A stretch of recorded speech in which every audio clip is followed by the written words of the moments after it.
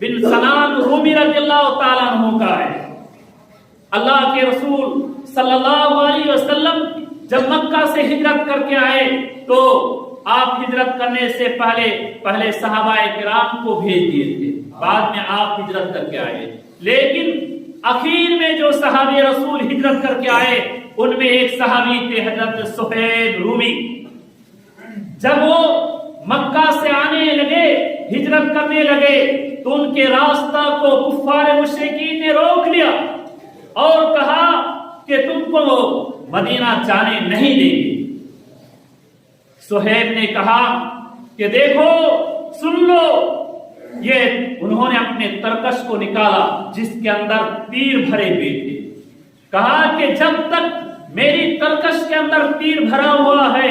اور تم لوگ جانتے ہو کہ مکہ کے اندر سب سے زیادہ میں تیر انداز تھا، سب سے زیادہ تیر اندازی کرنے میں میں ماہر، جب تک میری جان میں جان ہے اور ترکش میں تیر باقی ہے تم لوگ میرا مقابلہ نہیں کر سکتے، مجھے پانی دو۔ اور اس کے بعد جب تیر ختم ہو جائیں گے میری تلوار تمہارے مقابلہ کرے گی، تلوار کے رہتے ہوئے میں تمہارے ہاتھ آنے والا نہیں، ورنہ اگر تم مجھے خوشی سے جانے کے لیے دینا چاہتے تو میں ایک راز کی بات تمہیں بتا دیتا ہوں کہ فلاں فلاں جگہ میں میرے مال میرے دولت رکھے ہوئے، اگر تم ان مال کے بدلے میں مجھے جانے کے لیے دینا چاہتے ہو تو جانے دو۔ اور دوسری روایت کے اندر آتا ہے کہ جب حضرت صہیب جانے لگے تو اپنے مال و دولت کو بھی لے کر جانے لگے، تو ان لوگوں نے راستہ روکا کہ تم روم سے آئے تھے اور تم یہاں غلامی کی زندگی گزارے اور تم آزاد ہونے کے بعد یہاں تجارت کے، بزنس کے، اور اتنے پراپرٹی تم نے جمع کی، اتنے مال و دولت جمع کی، اور آج یہ مال کو لے جانا چاہ رہے ہو۔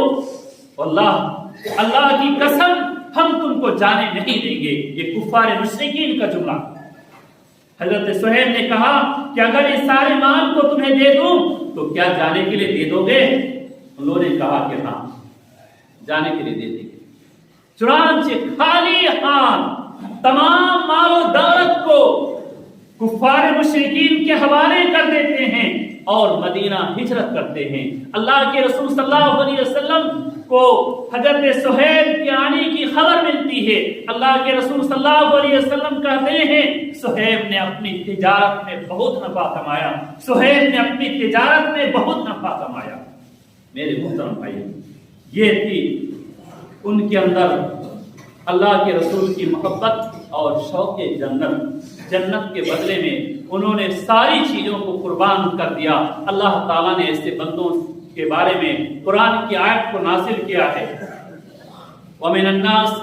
مَن يَشْرِي نَفْسَهُ ابْتِغَاءَ مَرْضَاتِ اللَّهِ وَاللَّهُ رَءُوفٌ بِالْعِبَادِ۔ لوگوں میں سے کچھ ایسے لوگ ہیں جو اللہ تعالیٰ کو خوش کرنے کے لیے، اللہ کی رضا حاصل کرنے کے لیے اپنے ساری چیزوں کو اللہ کی راہ میں قربان کر دیتے ہیں، اللہ کو دے دیتے ہیں۔ وَمَن يَشْرِي، جو بیچتے ہیں اللہ تعالیٰ کی محبت میں، اللہ تعالیٰ کو خوش کرنے کے لیے۔ آج ہمارے اندر کہاں ہے وہ چیزیں، کہاں ہیں ہمارے اندر؟ میرے محترم بھائیوں، اس سے بھی کہیں بڑھ کر دلچسپ واقعہ آپ کو سناتا ہوں، حضرت عبداللہ ذوالبجادین کا واقعہ۔ وہ واقعہ بیان کرتے ہوئے رومتے کھڑے ہوتے، اس قدر بھیانک۔ حضرت عبداللہ ذوالبجادین عاشق رسول، محب رسول، اللہ کے رسول صلی اللہ علیہ وسلم کی محبت کو اپنے دل میں سمائے ہوئے برسوں سے وہ اپنے چچا کے انتظار میں ہے کہ کب میرے چچا اسلام قبول کریں تو میں بھی اپنے اسلام کے اعلان کر دوں، اسلام لانے کا اپنے واقعہ اپنے حال کو اعلان کر دوں۔ لیکن برسوں بیتے، چچا اسلام قبول نہیں کیے، چونکہ حضرت عبداللہ انہوں نے یتیمی کی حالت میں زندگی گزاری تھی اور ان کے چچا نے ان کی پرورش کی تھی، जिंदगी भर उनकी परवरिश की थी। जवान हुए,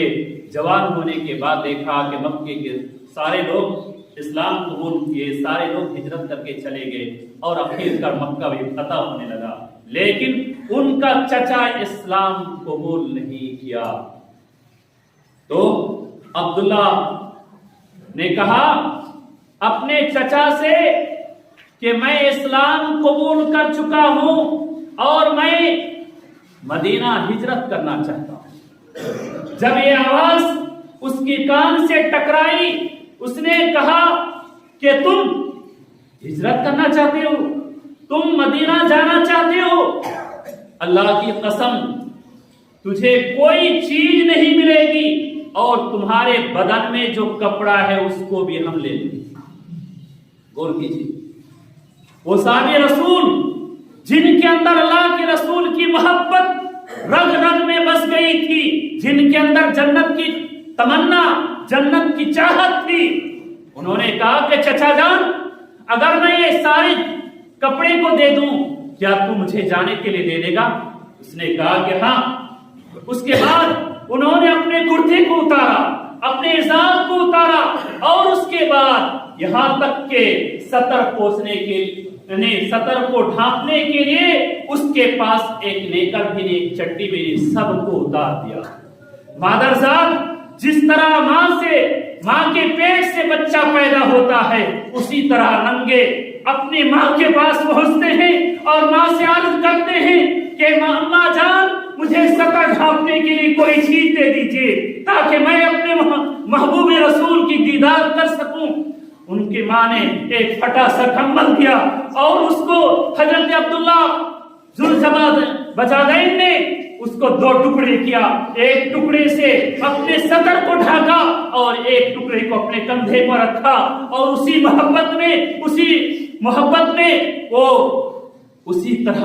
मदीना को चल पड़ते हैं। और मदीना जब पहुंचते हैं, अल्लाह के रसूल सल्लल्लाहु अलैहि वसल्लम को हजरत बजादैन के आने की खबर पहुंचती है। अल्लाह के रसूल सल्लल्लाहु अलैहि वसल्लम उनका इस्तकबाल करते हैं। मेरे मुहतरम भाइयों, ये कैसी मोहब्बत थी, कैसा उनके अंदर शौक था, जन्नत के पाने की ख्वाहिश, जन्नत पाने की तमन्ना, जन्नत पाने की आरज़ू। आज हम चाहते हैं कि दुनिया में पड़े रहें, दुनिया की सारी दौलत को जमा करने में आज हम मगन हैं। मेरे मोहतरम भाइयों, मेरे दोस्तों, जन्नत अगर पाना चाहते हो, जन्नत की अगर तमन्ना है, जन्नत के अगर शौक है, तो इस बात को जान लीजिए, दुनिया की जब तक तकलीफों को आप बर्दाश्त नहीं करेंगे, दुनिया की जब तक मुसीबतों को आप बर्दाश्त नहीं करेंगे, जन्नत नहीं पा सकते। अम हसीबतुम अन तदखुलुल जन्नह वलम्मा यातिकुम मसलुल लदीना खलौ मिन क़ब्लिकुम मस्सतहुमुल बासा वद्दर्रा। अल्लाह ताला ने फरमाया, क्या तुम जन्नत ऐसे ही पाना चाहते हो और तुम्हें कोई तकलीफ नहीं पहुंची,